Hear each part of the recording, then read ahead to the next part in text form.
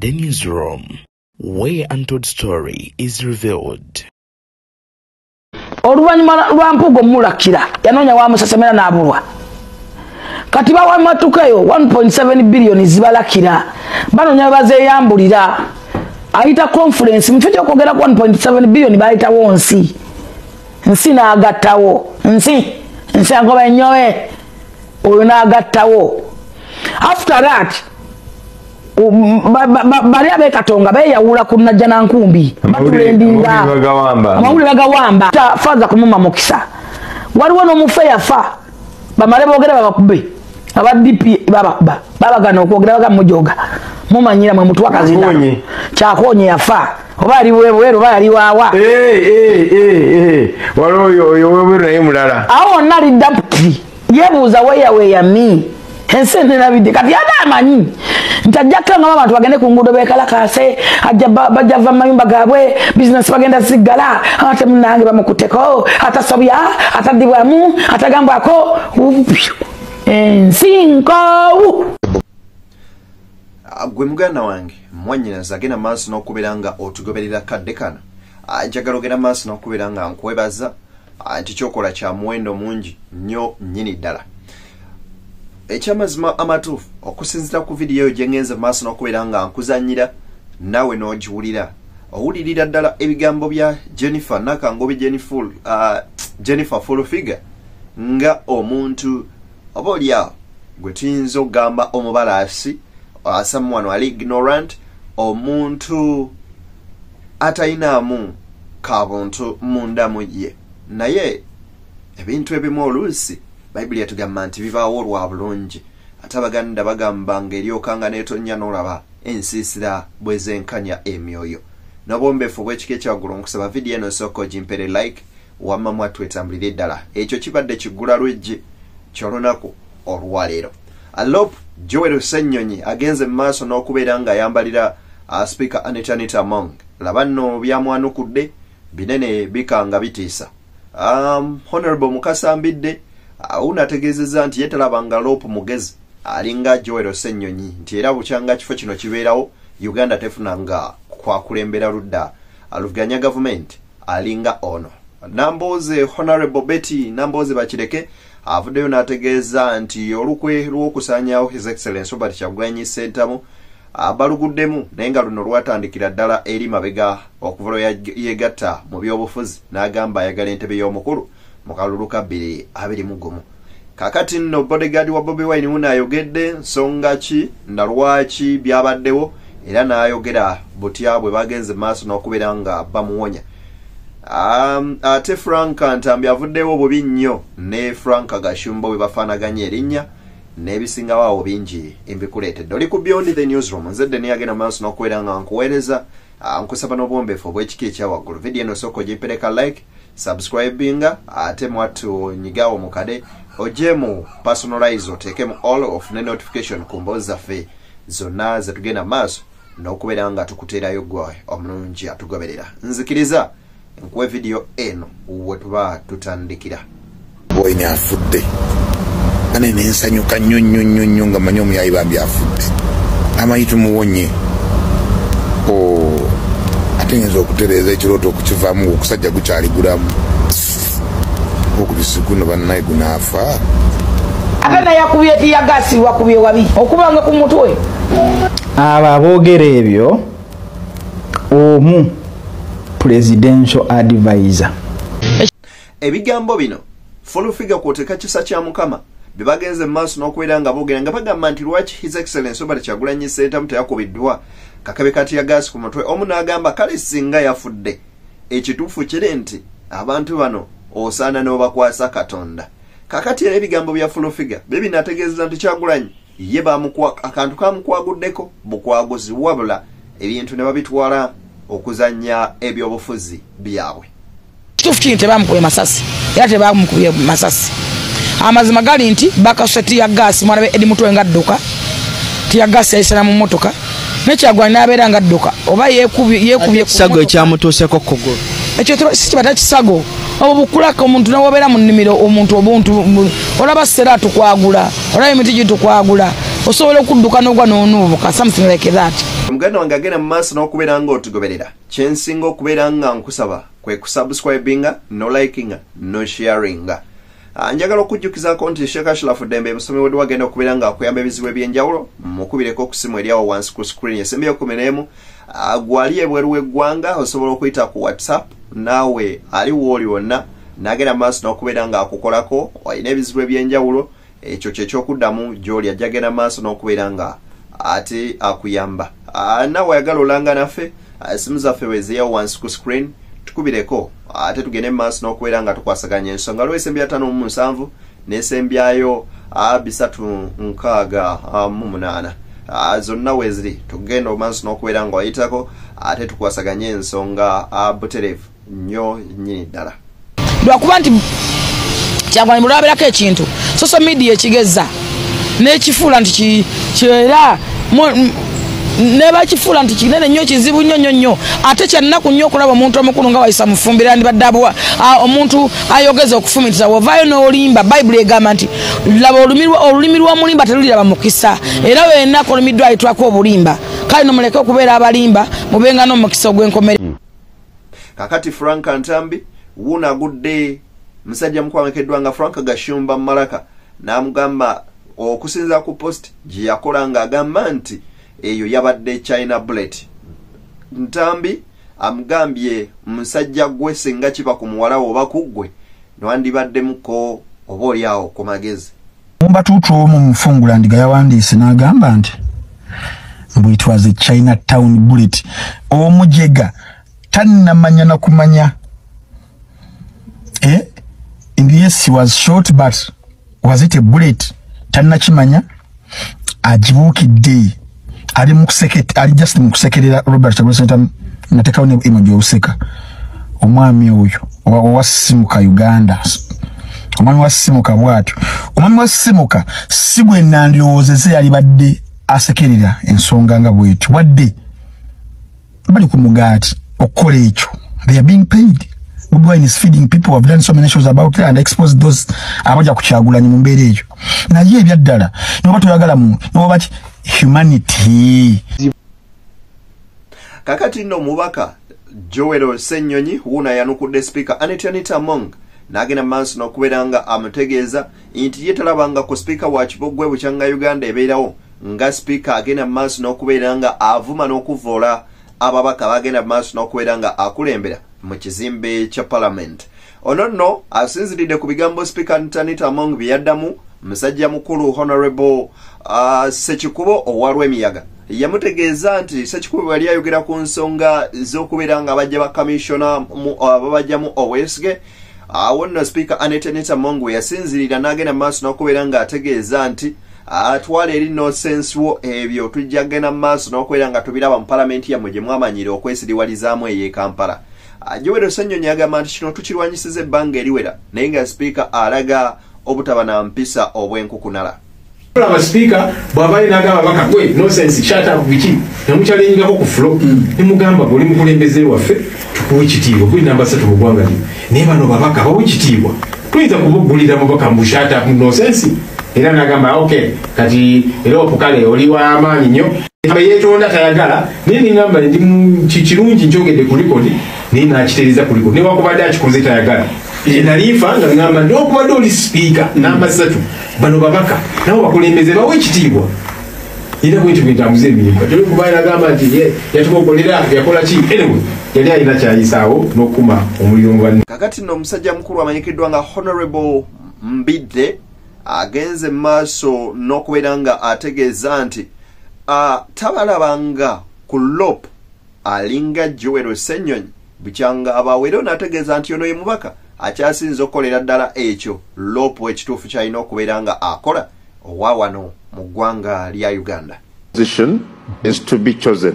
Then clause 1, subject to subsections 2 and 3, the leader of opposition shall be elected by the party in opposition to government having the greatest numerical strength in parliament. Yes. Kakati abatulaba kansokere kwa hiyo principle nga sinabalaga yate buzibu wabuje because clearly that bill is a misdirection. The bill is a misdirection? Yes. How? He has misdirected himself. Ate yalowooza nti tulina nga sinagenda ku ekyo yalowooza nti tulina leader of opposition mu Uganda. Omanyi mu Uganda tulina obuzibu nti tusinga kukozesa mannya ga kintu okusinga ekintu, nti tulina gye bayita Independent Electoral Commission naye nga ate candidate yagironda yagisasula yagiragira na buli kimu, naye ne tugituuma butuumi linnya nti Independent Electoral Commission. Twagala okugifaananya gye bayita Independent and Boundaries Electoral Commission ye Kenya. Eri independent kubanga president si yagikola ki? Si yagironda. Kati wano tulina gwe baatuuma leader of opposition.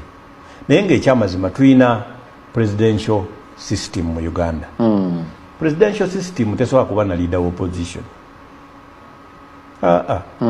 Bwe tulina akola omulimu gwa minority leader mu parliament abanga minisita w'ekibiina ekyoludda oluvuganya ekinene akigendera mu parliament. Kati bano ekibaleetera bagambe nti alondebwe na bulondebwa bo babalowooza ye leader of opposition. This guy is a minority leader. In fact, Senyonyi mu byafaayo bya ba leader of opposition okuva 2006 ye yakasooka okukolera ddala omulimu omutuufu gw'alina okukola. Not even Matthias. Mpuuga yakola gwa leader of opposition ataliiwo. Ono yakulembera kibiina kye era gwe omulimu era ebirowoozo by'ekibiina kye byalina otwala wali byokka. Why? Because tetuli mu Westminster system oba parliamentary system. Kakati Honorable Betty Namboze bakireke avudde nagenda maaso n'okubeera ng'ategeeza nti nno ebyokwerinda kwoteeka gavumenti ya kuno ne Mwami Museveni beeraliikirira nnyo His Excellency Robert Kyagulanyi era nga kwe kubeera nga bakola attempts za assassination oba nga bagezaako okubeera nga bamutigumbula okumujja mu bulamu. Namboze agamba si baakuwanika wabula baakulwana paka nga batutte obuyinza no gavumenti eya NRM okuloza kwebyo ebikolobero byekoze bannansi. Maje okuva lwe twayingira mu kalulu okulondola Kyagulanyi ye n'abo mu maka ge buli wagenda ne bamutambulirako era n'olunaku lwajjo kye babadde bakola. Ffe ng'abavunaanyizibwa ku byokwerinda kubanga nze ndi shadow minister nvunaanyizibwa tewabeerangako mulundi nagumu poliisi oba ekitongole kyonna ekyokwerinda we kyali kigambye ffe oba ow'ekitiibwa Kyagulanyi yennyini nti alina embeera yonna poliisi gye yagala omutaasa yensonga lwaki bamuteeka kamba abasirikale omutambulirako. Tetumanyi oba bamutambulirako nga baagala kumutaasa oba bamutambulirako ng'omuzi w'emisango nga baagala kutaasa balala. Bino byombi ekimu ku byo ne bwe kyali badde ekituufu tebaalisobodde kukikola okuggyako ng'abantu abalala bonna bamanyi. N'olwekyo twagala kugamba nti enkola eno ey'okuddira munnansi n'omuteekako abasirikale ne bamutambulirangako mukyo n'obanga omutadde mu kkomera eritaliiko bisenge nga buli kaseera musibeewo nkola mbi nnyo era tugivumirira. Balina ekigendererwa ekyokuteeka Kyagulanyi bamuteekeko insecurity basobole okumugobako abasirikale aba foot soldiers bamuteekeko abasirikale abaabwe nga bwe bakola Ssaabasajja Kabaka yalina abambowa be babanyigiriza paka we babamuggyako bonna mbuno kakati ebyokwerinda bya Kabaka ne babamuggyako bonna bwe bati abambowa abasajja abakuuma Kabaka baabwe mu nnono ne baba relegating eri ne bateekawo abaabwe. Kati balumwa nnyo olw'assembly y'abantu ba foot soldiers. Kakati baagala bamuteekeko insecurity bagambe kakati bano nawulidde n'abamu kakati tebabaddewo kumukuuma kati twalabye Eddie Mutwe ng'abuuka. Yes, he had to jump away and then return. Yabadde alina okusooka n'abuukawo akantu ne katamukuba n'alyoka akomawo n'anyweza mukama we. Kati babadde baagala nti no ateekewo omutwe kamukube. So ebyo byonna bayida ate abo ba Eddie Mutwe tusanatubeebaze. Abaana beesaddaaka ne bajja ne baleka emirimu gyabwe gyonna ne bajja ne bakuuma omukulembeze waabwe. Kakati nno okusinziira ku bodyguard wa His Excellency omu ku abo be yali nabo ku olwo ategeezezza butya Bobi Wine bwe bagenda maaso n'okubeera nga alumbibwa n'engeri gye yagenda maaso n'okubeera nga oba oliawo awonyezebwamu. Bwe batwetoolodde ne basosalako security team ya president ba Eddie Mutwe bana ba boda abasoose kulembera bagulawo ekkubo tiimu y'abageno Gaza ne bagisalako ne bakuba abaana bane babakwata abamu ne badduka piki ne basooka bazirika nga kiyitiridde ate omukka gwe baleese Sarkozy bw'ogwiniheringa bwoti amawugwe tegasigala kyekimu butwa kubanga omala okwiniheringa bwoti osuffocatinga nga kyolina okukola either kuva wooli oba kufiira wooli olwo nga bwe babastopinga babagamba ki nti kiki part blocking nze nga batugaana okuproceedinga mu maaso kubanga president si muntu wa bulijjo atambula ne timu ya security abadde emmotoka ekitone ennyo nga 3 kati yabadde simple event wa about 40 naye yabadde n'emmotoka 3 ne pikipiki eziwera 40 kubanga abaana beewayo mukuuma tebasasulwa musaala naye ffe tuli recognizing nga president waffe so bwe baatuganya okugenda mu maaso gye tulaga omukolo gwedde peacefully omukulu tali musanirifu nti awubira abantu adda waka muvudde wa kanso era nga naye atusiibudde ne basooka basalako ttiimu ne yasose abaana 10 ne bakuba ne baba era ensambagereza abaddawo ne babakuba ebigala by'emmundu nga ne tiyagasi bamaze omukuba kati ng'omuntu tamanyi waalaga kifu kya tiyagasi kye tulimu twetwabadde tuli mabega moloke endala wa president muyiye atambulamu needi mutwe muganda wange mbogo driver ne PA we sheriff babadde mu motoka eyo kati ekyazzeekaawo mu budde president n'abatouched n'avaayo abengeeji n'abagamba tuleke mutukole ekkubo tukole ki tuveewo awo wennyini command we yagidde shoot kubanga teri musirikale atamanyi president Robert Kyagulanyi Ssentamu era kye baakozaawo ekyamangu amasasi gatandise okunyoka tiyagasi ne yeeyongera order we yayise ne bakwata kanister kubanga amasasi gabadde mangi kanister zennyini ziringa landmine weze exploding bweziti era baakubye nga target ya president wennyini we yabadde ali wennyini nyini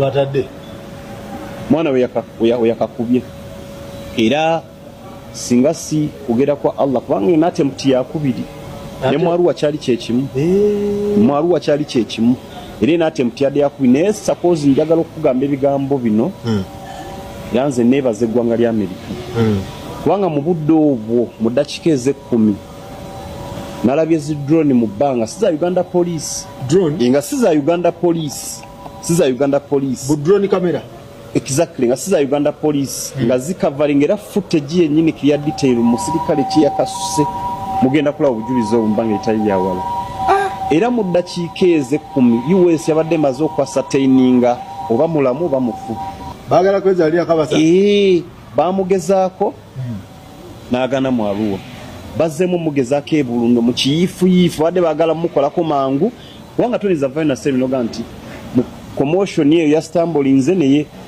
niye tusakubula yefumise kiso yekubye sasi yekubye kanister so twagala okuvumirira ebikolwa ebyo muganda Sarkozy TN Media nze deni agenda maaso n'okubeera nga nkuweereza ensonga nga bwe zigenda maaso n'okubeera nga zitambula okusinziira mu bitundu ebyenjawulo. Adam Kungu onanno nga mukozi ku television emu wuno yeegasse kwoyo n'agamba lwaki tulina eggwanga erikyatalumirirwa abantu nga oli bwafuna obuzibu baseka busesi ne bakuba godikudde.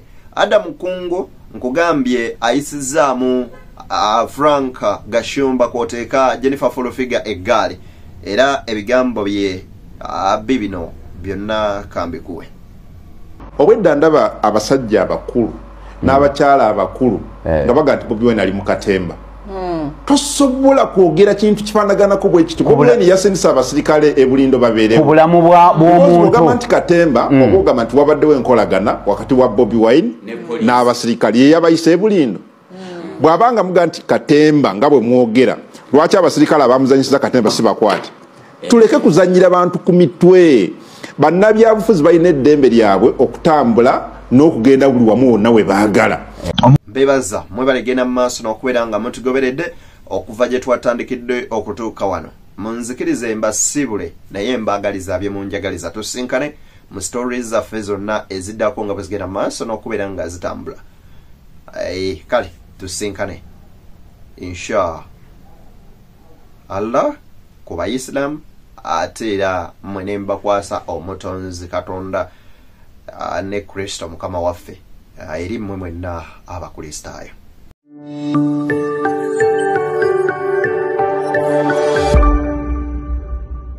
Beyond the newsroom. where untold story is revealed.